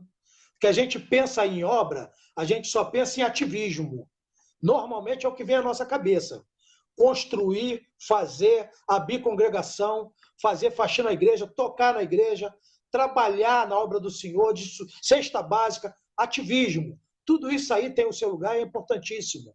Mas, principalmente, são as motivações do coração. E, às vezes, a gente esquece daquele... Lembra aqueles 4 pontos que eu falei? A gente peca de todas as formas. Tá? Por quê? Por causa do livre-arbítrio. O Senhor não nos obriga a perdoar ninguém. A gente perdoa se quiser. Ele pede para a gente amar. É um mandamento. Mas a gente não precisa obedecer se não quiser, e mesmo assim estamos salvos. Agora, vai acontecer aquilo que a senhora falou naquele dia. A pessoa vai falar assim, mas no teu nome eu fiz, eu aconteci. Não importa. Saber que haverá o dia do julgamento. A igreja vai ser arrebatada, mas ela só vai passar pelo julgamento depois. Né? Que isso aí a gente vai entrar depois. Tem uma pergunta aqui do Vitor. Somos a igreja de Laodiceia, tendo em vista a teoria da prosperidade ter invadido o nosso meio? Rico sou e de nada tenho falta. Apocalipse 3,17. E aí? Pois é, se a gente olhar de maneira dispensacional, a gente vai entender o seguinte. O livro do Apocalipse, ele é para a igreja. Jesus mandou escrever para a igreja. Tá? E ele mandou que João fizesse 7 cópias desse livro e mandasse uma cópia para cada uma das 7 igrejas. Então, essas igrejas, elas têm características muito específicas que o Senhor utilizou para profetizar acerca das eras pelas quais a sua igreja ia passar. Então, essas 7 cartas, Éfeso, Esmirna, Pérgamo, Tiatira, Sardes, Laodiceia, Filadélfia, Filadélfia e Laodiceia, essas 7 cartas, elas, na verdade, são profecias acerca das fases, das eras pelas quais a igreja ia passar. Então, a igreja ela passou por 7 fases. Nós estamos vivendo a 7ª fase, a fase derradeira. Essa igreja de Laodiceia, ela representa a igreja dessa época moderna. Se a gente olhar para a primeira igreja, a igreja de Éfeso, ela tem a ver com a igreja apostólica. aquela igreja do primeiro século. E Jesus chama a atenção dela porque é a igreja que perdeu o primeiro amor. A segunda igreja, a segunda carta, é a igreja de Esmirna. Tá? E ela tem a ver com o segundo período da igreja. É um período que vai do ano 100 até o ano 13, início do quarto século. Tá bom? Foi o período que a igreja foi amassada. Porque a palavra Esmirna, ela se refere a uma planta com odor maravilhoso, e essa planta ela tinha que ser espremida para sair esse aroma maravilhoso. Então tem a ver com aquela igreja do segundo e terceiro século, que ela foi extremamente perseguida, a igreja de Esmirna. Se a gente olhar para o texto, a gente vai ver essa profecia de Jesus acerca desse fato. A igreja de Pérgamo é a igreja do quarto século, é a igreja que vai, a igreja oficializada. Nas linhas da carta a Pérgamo, a gente vai encontrar isso, vai coincidir, vai bater certinho. Então, ao longo dessas 7 cartas, a gente vai ver isso. Na verdade, essas cartas são profecias, tá? São sobre os períodos, as fases que a igreja iria passar. De maneira que vai chegar na 7ª carta, a carta tem tudo a ver com a igreja que nós estamos vivendo. É realmente a igreja moderna, é a igreja online, é a igreja rica. A igreja hoje ela tem avião, tem falta de nada, tem igreja que é proprietária de banco, tá? É uma igreja que... Porém, Jesus vai falar assim para eles, olha, vocês são ricos e abastados, mas vocês têm que comprar ouro refinado de mim. Vocês têm... Porque lá nessa igreja de Laodiceia, nessa região de Laodiceia, eles tinham também a cultura da medicina, da oftalmologia. Eles tinham uma planta lá, que eles extraíam uma resina, que era colírio. Aí Jesus vai usar também essa característica dessa região para dizer para eles o seguinte, vocês se gabam demais, mas na verdade vocês são cegos. Vocês têm que comprar colírio de mim. Eles também tinham a tal da seda, ou um outro tipo de tecido, que era muito famoso, que eles exportavam. Era uma cidade muito rica, porque eles exportavam linho, não era seda não, perdão, era o linho, eles exportavam colírio, e eram, por causa disso, eles eram muito ricos e abastados. Aí Jesus diz, mas na verdade vocês são pobres, miseráveis, cegos e nus. Vocês são nus, apesar de produzir o linho que traz prosperidade, vocês são nus. Vocês têm que comprar de mim roupa para cobrir a sua nudez. E aí ele vai dizer, ele vai falar, ele vai tocar na parte mais nevrálgica deles. Qual era o calcanhar de Aquiles? Eles tinham o linho, eles tinham o colírio, eles tinham a medicina, mas eles não tinham água potável. A água deles era importada através de dutos. Então, como que a água chegava? A água quente não chegava quente, a fria não chegava fria. E Jesus fala assim, olha, eu estou a ponto de vomitar vocês da minha boca porque vocês são mornos. Está fazendo alusão à água deles, que vinha de outro lugar, e a água sempre chega morna. Né? Ele falou assim, eu estou a ponto de vomitar de vocês, porque vocês não são quente nem frio. Então, isso daí está falando claramente da igreja que nós somos hoje. É uma igreja que o mundo entrou, a moda entrou, o fermento entrou, e a igreja acabou perdendo o quê? A sua identidade. Essa igreja de hoje é uma igreja sem identidade. É isso que Jesus está falando quando diz que é morno. Ele diz, eu preferia que vocês fossem frios, porque o frio a gente sabe que é frio. O quente a gente sabe que é quente. Mas a igreja está em cima do muro. Essa igreja de hoje, ela está em cima do muro. Ela é indefinida, ela não tem identidade. É isso que Jesus está chamando a atenção. E isso tem a ver, sim, com a prosperidade. A igreja prosperou muito. Os templos são riquíssimos, graças a Deus por isso. No entanto, qual o problema? É ser rico? Não. O problema é a igreja ser de mármore? Problema nenhum. Ela poderia ser de ouro. Glória a Deus por isso. O problema que foi que o mundo acabou entrando e os valores, como eu falei no início,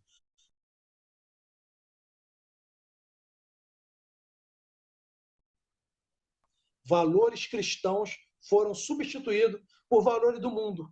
Isso tudo por causa da grana. Duas coisas. Por causa da grana e da egolatria, por causa do narcisismo. E a igreja acabou perdendo a sua identidade.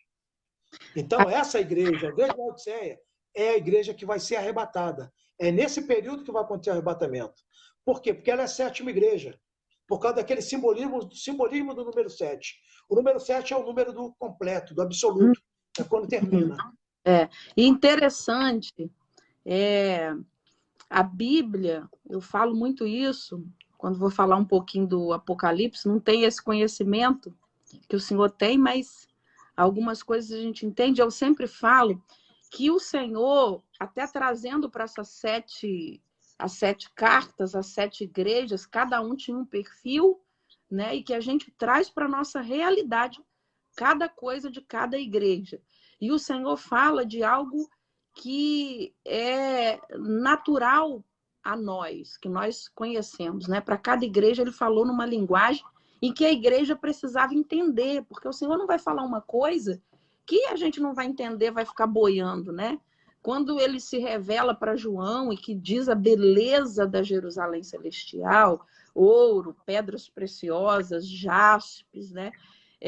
Não quer dizer que a gente vai pisar em rua de ouro, mas para que João entendesse a beleza, o poder que tem o reino, a casa aonde nós vamos morar. Então, é num sentido figurado, que a Bíblia é toda, né? Tanto o Antigo Testamento, ele é o simbolismo de todo o Novo Testamento, é tudo figura daquilo que ia acontecer, né? No Novo Testamento, nas boas novas. Então, o Senhor veio figurando nessas 7 cartas o que as igrejas estavam passando, que é o que nós estamos vivendo agora, né?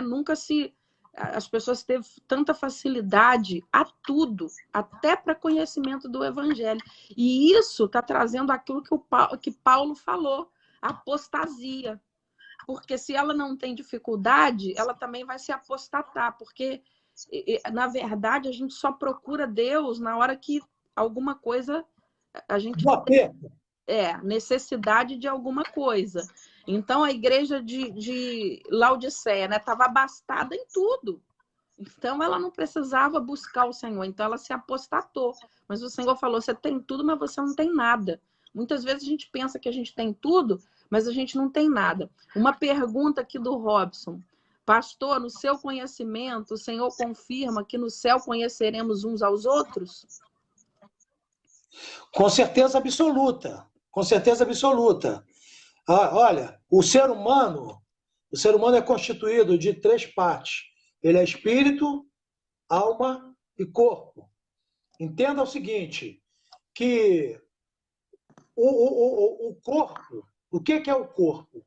O corpo é apenas para a alma se haver, se comunicar nesse mundo. Entendeu? E o espírito? O espírito, ele é que dá vida ao corpo.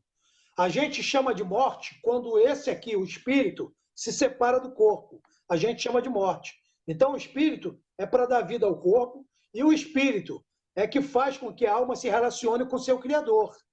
Através do espírito, a alma se comunica com seu Criador. Você veja que quando a gente nasce, o nosso espírito nasce como? Nasce morto. Nasce morto. Quando a gente aceita Jesus, o Espírito Santo regenera o nosso espírito. Então, o espírito começa a comunicar através da alma o Criador. E ele dá vida ao corpo. E no corpo, o que a gente tem no corpo? No corpo estão sediados os 5 sentidos. A visão, a audição, o paladar. Então, o Robson, a alma do Robson é que está me ouvindo e me vendo agora. Através do quê? Dos olhos e do ouvido que estão no corpo. Não é o corpo do Robson que está me vendo. Quem está me vendo é a alma. Não é o espírito do Robson que está me vendo, é a alma. Quem está falando aqui com os irmãos e com a senhora agora é a minha alma através do quê? Da minha fala, que está no meu corpo. Então, a alma é que é eterna. A alma é que é o ser humano. Quando o homem morre, que o espírito sai do corpo, o homem morre, o que permanece? Somente a alma. A alma, ela não morre. A alma, ela é eterna. Quando a gente morre, ou ela vai para o céu, ou ela vai para o inferno. Aonde ela estiver, ela é alma, porque a alma é que é a pessoa que eu sou. O ser que a gente é a nossa alma. E por quê? Porque na alma está sediado lá, está dentro da nossa alma, os nossos sentimentos, o nosso intelecto e as nossas emoções, os sentimentos, nosso intelecto e a nossa volição, ou seja, o que a gente chama de livre-arbítrio. Então, para ser uma pessoa, a gente precisa dessas 3 características, esses 3 aspectos: sentimentos ou emoção, livre-arbítrio e o raciocínio. Então, isso está na alma. Tendo corpo ou não tendo corpo, está lá na alma, porque a alma que é a pessoa. Então, quando a pessoa vai para o inferno, ela vai... Quem que vai para o inferno? Vai a alma dela, porque o corpo está aqui na terra, está lá no Maruí, está lá no pó.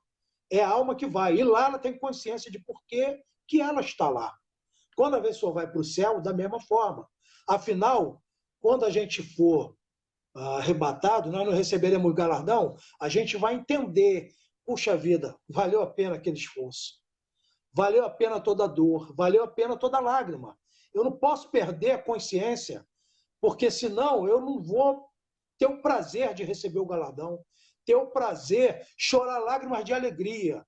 A coisa mais maravilhosa do mundo é quando você chora não de dor, mas é uma dor de prazer, de saber, puxa vida, valeu a pena eu ter sofrido toda aquela injustiça, toda aquela dor, ter todo aquele suor, todo aquele trabalho. Então, quem é a pessoa que a gente é, na verdade, é a nossa alma. A alma, ela usa o corpo para falar, para ouvir, para se comunicar, e através do espírito ela se... Então, a alma, através do corpo, ela fala no mundo, e através do espírito se relaciona com o Criador. Então, o homem é uma alma que possui um corpo que é vivificado por um espírito. O homem não é um corpo. O homem não é um espírito. Espírito é Deus. O espírito são os anjos. O espírito é o diabo. O homem é uma alma. Era assim, Deus pegou o pó e fez o homem. Construiu lá um homem de barro, do pó da terra.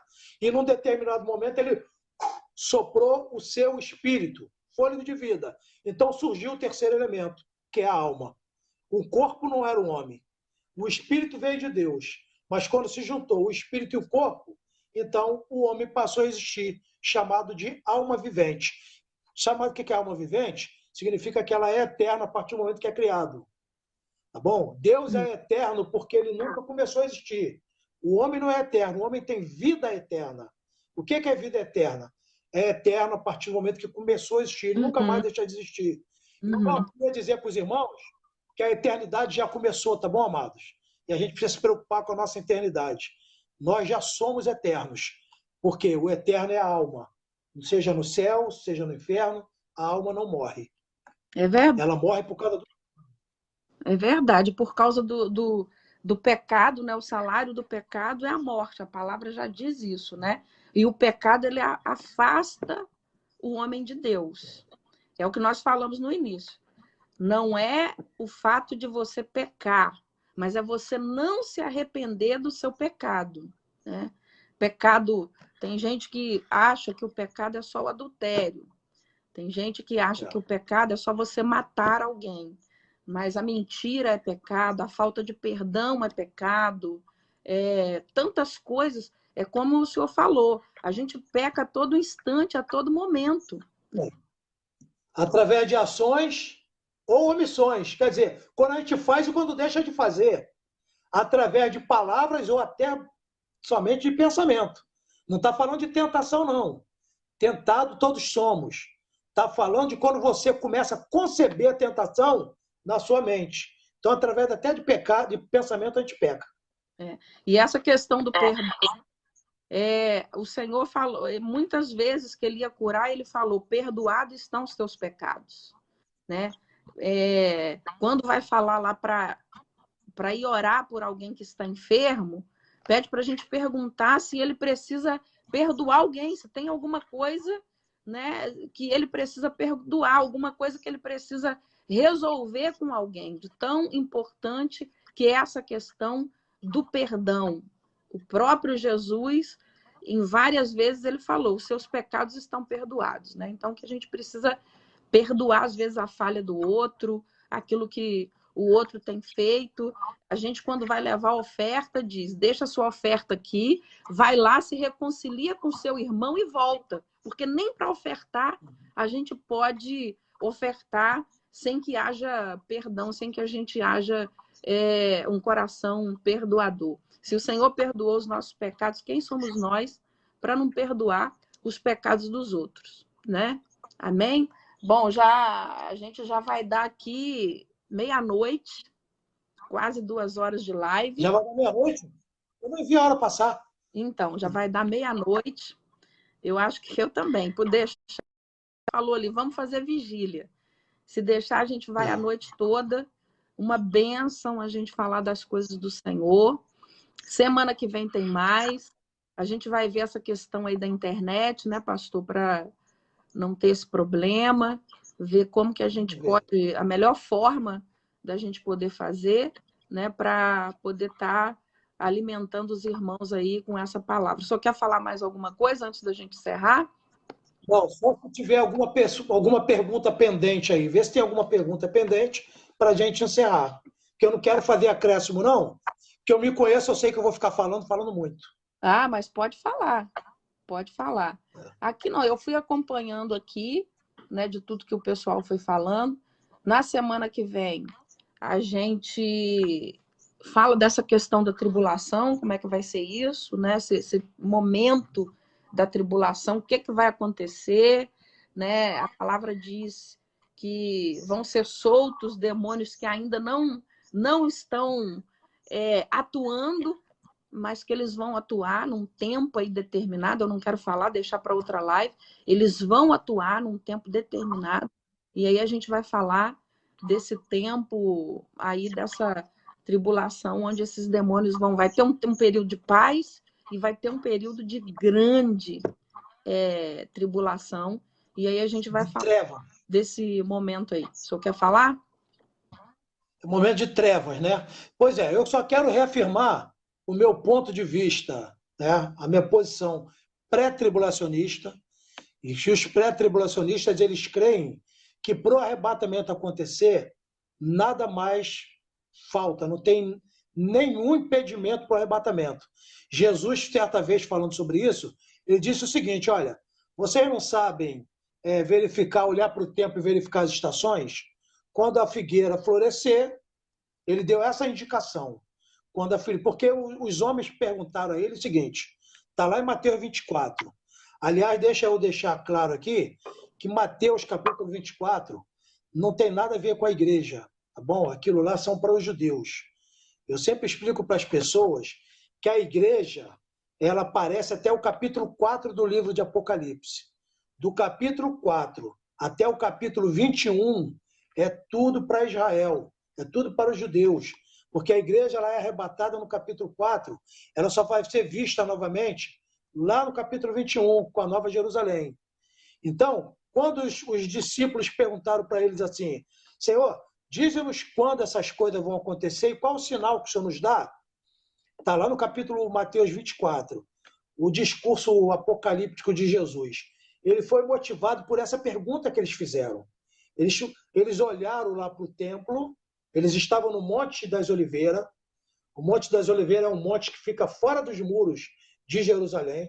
E dali eles olharam lá para dentro, para os muros, e falaram do templo. Falou, Senhor, olha lá que coisa maravilhosa o templo. Jesus falou assim, não vai ficar pedra sobre pedra. E aquilo encucou eles e eles perguntaram, Senhor, quando? Diz-nos quando. Olha as duas perguntas que eles fizeram. Diz-nos quando, estão falando de tempo. E quais sinais que o Senhor nos dá da tua vinda? E Jesus vai começar a dizer várias coisas para eles. Tá? Uma das coisas que é o sinal da vinda de Jesus é o arrebatamento da igreja. O arrebatamento, que não é a volta de Jesus, são dois eventos diferentes. Tem que prestar atenção nisso. Primeiro acontece o arrebatamento da igreja, que é algo invisível. O mundo não vai tomar conhecimento do arrebatamento, só vai ver porque vai acontecer muitas tragédias, que pessoas que vão sumir, vai causar um caos no mundo, no planeta. Tá? Mas o mundo não vai saber o que aconteceu. Pois bem, vai se seguir 7 anos de grande tribulação, aí sim Jesus volta. Bom, então o arrebatamento é uma coisa, a volta de Jesus é outra coisa, e tem 7 anos aí, anos literais, é aquela semana profética lá de Daniel, a semana 70. Tá bom? Então, aí Jesus volta. Então, para a volta de Jesus, primeiro acontece o arrebatamento. E para o arrebatamento, precisava acontecer uma coisa, o quê? A figueira florescer. Que Jesus, dentro desse discurso lá de Mateus 24, ele vai falar, dos sinais que ele vai dar é quando a figueira florescer. E a figueira, pastora Marlete e queridos irmãos, ela floresceu 14 de maio de 1948, porque a figueira é Israel, é um dos símbolos da nação de Israel, do Israel nacional. Tá bom? A figueira floresceu, ou seja, eles foram considerados uma nação com direito a uma pátria, um território, uma bandeira, um hino, um idioma. A ONU reconheceu. Então, ali a figueira floresceu. De 14 de maio de 1948 para cá, o arrebatamento pode acontecer em qualquer momento. Algumas pessoas leem Mateus 24, o versículo 15, que está escrito assim: e este evangelho do reino será pregado a todas as nações, então virá o fim. As pessoas leem isso e acham que esse fim é o arrebatamento. E diz assim, vamos pregar o evangelho que é para Jesus voltar. Mas não tem nada a ver. Ele não está falando do evangelho que a gente prega. A gente prega o evangelho da graça. O evangelho que Jesus está falando, ele é o evangelho do reino.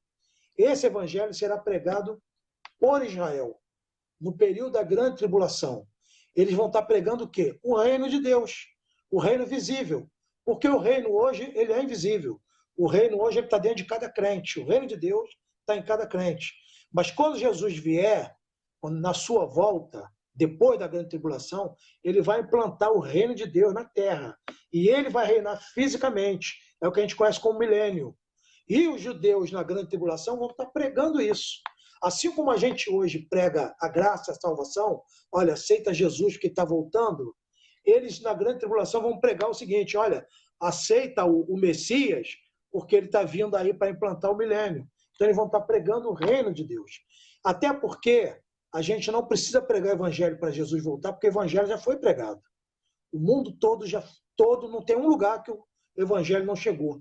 O evangelho já foi pregado no mundo todo. Tanto que o evangelho veio de lá do Oriente para cá. O extremo do evangelho é a gente, é a América. Já chegou aqui, inclusive nós estamos mandando missionário para lá. O evangelho já rodou o mundo todo. Isso não é impedimento para o arrebatamento. Então, o arrebatamento pode ser essa noite, essa madrugada. O arrebatamento pode ser a qualquer momento. Não tem nada impedindo o arrebatamento. Por que o arrebatamento não aconteceu? Só o Senhor é que sabe. Pedro diz que ele retarda a sua promessa porque ele espera que ainda tenha alguns ainda para serem salvos. Mas que ele é que sabe quando. Pode acontecer em qualquer momento. Amém. Tem uma pergunta aqui do Vitor. A quem devemos imputar o título de homem do pecado, filho da perdição, que se levanta contra tudo o que se chama Deus? 2 Tessalonicenses 2, 3 e 4. Poderá ser um judeu ortodoxo? Eu tô com um livro aqui, agora há pouco eu li um negócio, eu ia falar, acabou passando a oportunidade. Mas eu, quando escrevi esse livro, eu fiz junto Apocalipse e Daniel. O livro de Daniel dá para a gente algumas indicações de quem seria esse homem. Então, uma das coisas é que ele vai ser circuncidado, ou seja, ele será judeu. Ponto. Agora, a nacionalidade dele não precisa ter lá de Israel. Eu acho que ele será um romano. Ele será um romano judaico, porque as pessoas podem ter judeu em qualquer região do planeta. Então, para mim, ele vai ser um romano. Aliás, eu estou vendo, como eu falei para a senhora, a novela Apocalipse, eles erram em muitas coisas, mas nisso eles acertaram. Porque lá o camarada lá que é o anticristo, ele é um romano e ele é de uma família judaica. Porque é dessa forma que eles vão enganar os judeus. Bom, então o anticristo, para mim, ele é um homossexual de nacionalidade romana, porque Daniel fala que ele não é chegado ao amor das mulheres. Tá? E ele vai adorar um Deus diferente do Deus dos seus pais. Daniel fala isso. Tá? Então, ele é um homossexual, ele é judaizado, ele é um judaico, e ele é um romano. E esse é realmente o anticristo, que nós não conheceremos quando ele se manifestar, porque ele só poderá se manifestar depois que a igreja for arrebatada. Então, uma sequência de fatos que estão dependendo de outro. A figueira floresceu já, então a igreja pode ser arrebatada a qualquer momento. Uma vez a igreja sendo arrebatada, então ele se manifesta. Porque o apóstolo Paulo, nesse texto mesmo aí que o irmão Vitor, né, irmão leu, o apóstolo Paulo diz que há um que o detém. Tem alguma coisa que está retendo. Ele quer se manifestar, mas tem alguma coisa detendo ele. O que está detendo ele é a igreja. Quando a igreja sair de cena, então ele se manifesta. Porque a igreja, como luz do mundo, vai ofuscar, vai atrapalhar os planos dele. Porque qual é o poder do anticristo? O engano. Ele vai enganar o mundo porque o mundo não tem esse azeite, não tem a luz, não tem o Espírito Santo. Então, quando a igreja que tem o Espírito Santo, tem discernimento, a igreja tem os dons, sair, então ele se manifesta. Aí ele vai enganar as pessoas. Ele vai enganar quem? Aqueles que não têm o discernimento do Espírito Santo. Não que o Espírito Santo vai sair da terra, porque o Espírito Santo, uma vez que a igreja é arrebatada, o Espírito Santo vai operar com os judeus. E aí os judeus, sim, vão receber o Espírito Santo, eles vão ser selados com o Espírito Santo e vão pregar o Evangelho e anunciar o Messias. Tem essa parte do Espírito Santo. O senhor não crê que o Espírito Santo será levado com a igreja e aí a terra vai ficar sem esse discernimento do Espírito? Quando o mundo foi criado, só havia trevas e o Espírito Santo estava aqui. O Espírito Santo estava aqui. Aí, num determinado momento, Deus diz assim, que haja luz. É como se ele estivesse dizendo para o Espírito Santo, olha, começa a se manifestar. Deus não falou para outro, senão para o próprio Espírito Santo. Aliás, Davi, ele diz assim, da onde eu vou me esconder do teu Espírito? Se eu for ao inferno, tu lá estás, não tem de onde eu me esconder do Espírito Santo. Ou seja, o Espírito Santo é onipresente. Ele está em todo lugar, em todo tempo, ao mesmo tempo, durante todo o tempo. Isso é que é ser onipresente. Em todo tempo, ao mesmo tempo, durante todo o tempo. Então o Espírito Santo é diferente dele estar e ele se manifestar, né? Ele pode estar, mas não se manifestar mais naquele período, né? Porque é como você falou no começo, ele estava, mas ele só manifestou quando o Senhor disse, e haja luz. E houve luz, né? Igual Jesus. Jesus estava na terra, mas ele só se manifesta aos 33 anos de idade, que ali começa a missão dele aqui, né? Começa a obra que ele tinha para fazer. E ali ele se manifestou. E eu creio também que o Espírito Santo com a igreja subindo, ele deixa de se manifestar. Ele está aqui, mas ele não dará mais o discernimento às pessoas do que é certo, do que é errado, do que pode, do que não pode, enfim. Pois é, em relação à igreja. Em relação à igreja, é isso que vai acontecer. A igreja subiu e aqueles que ficarem não pode dizer que são igreja, porque a igreja é uma função.